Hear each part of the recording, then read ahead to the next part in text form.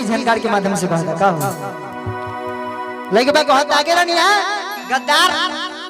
आज तारा चक्कर में हम नाम अपराधी में घोषित हो गई लगे बा कहता भैया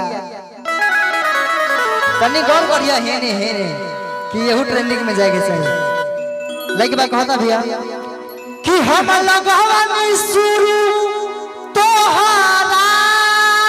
से दिल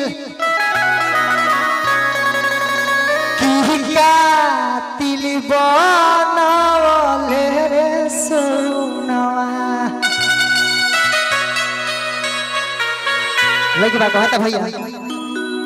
अब रंग में अब भाव में अब 1 2 1 2 3 4 आजा जिया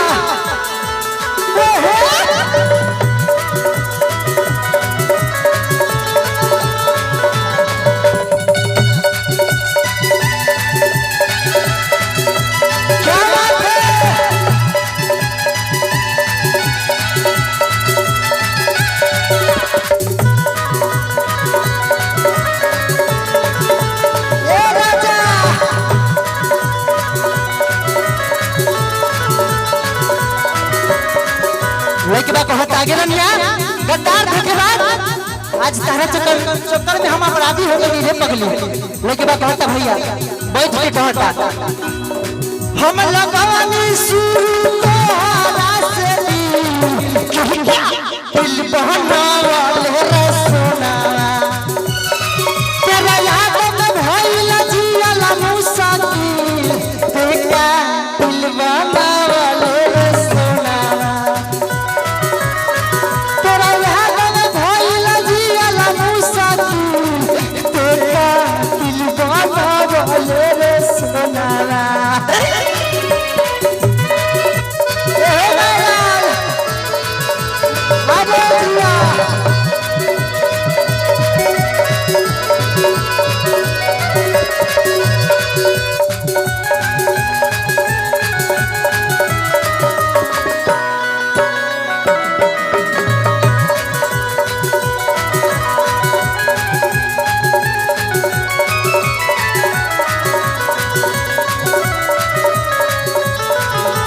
लेके बात बहुत आगे रनिया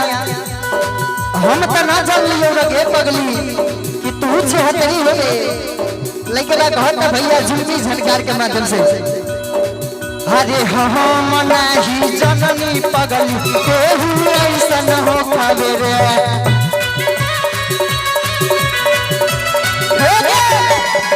आगे कोई के हमसे छल हमारा आँखी में धुरिया झोंकावे रे आगे हम नाही जननी के पगली तेहू ऐसन हो पावे रे कोई के हमसे छल हमारा आँखी में धुरिया झोंकावे रे लेके बा कहला भैया कि जनती ना तो जैसे माई बाप बच्चे में नून चटा के मार देवेला लेके बा के वैसी हम गति रे पगली तारा साथ बहुत गद्दार निकल ले रही है तू लेके बा कहता भैया हम लगावानी शुरू तोहरा से दिल की कातिल बनावले रे सोना तेरा याद में भइला जियाला मुसाकिल तोहरा दिल बनावले रे सोना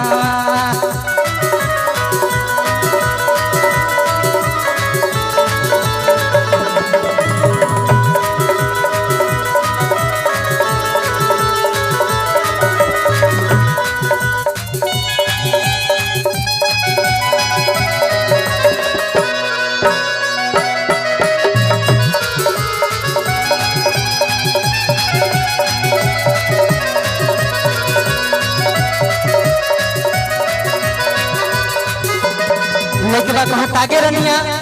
अब तो राह में ना छोड़बो तू बहुत हमरा साथ अत्याचार कली गे पगली लगे कहत भैया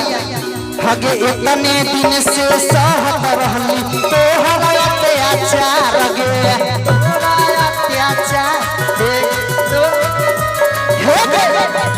खोटा दिले गाला सुन हमरा तेहू प्यार रे